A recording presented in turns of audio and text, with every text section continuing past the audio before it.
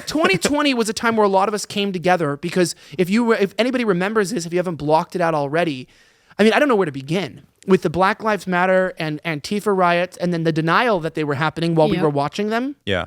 That was weird. Biggest gaslighting in history. From what I learned about 2020, during 2020 rather, because I wasn't political for years, my entire adult life, I had no idea what I was talking about. And then 2020 happened and I started learning about the past 10 years, the National Defense Authorization Act in 2013 and the things that added into public life, propaganda from the media, and the rise of racist talk that the world is racist during a time when we had an African-American president, a black president. Like, I don't know if he's African-American, if that's even PC nowadays to say, whatever. We had a black president. It's like, but the world is racist. It's so racist here.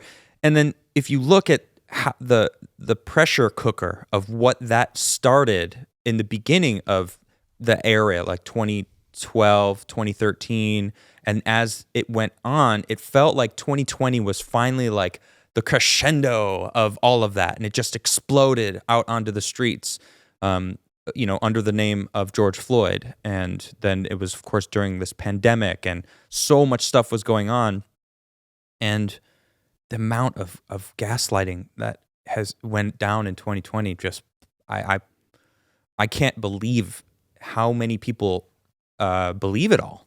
Yeah. I mean, that's why, right? the fact that this article that Elijah keeps referencing, if we can pull this up, it basically says the FBI admits it doesn't track leftist violence, right?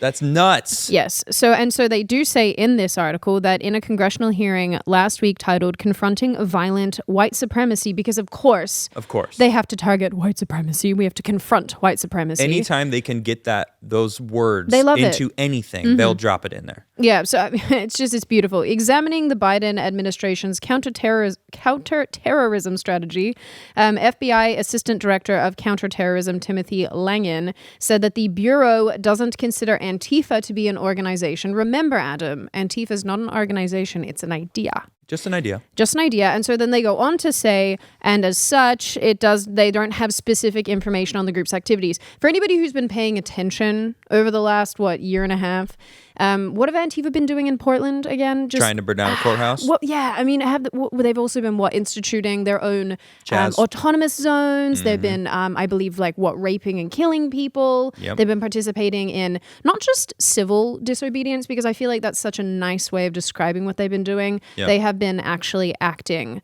like thugs and no, find me a not better just word. Thugs, domestic terrorists. Yeah.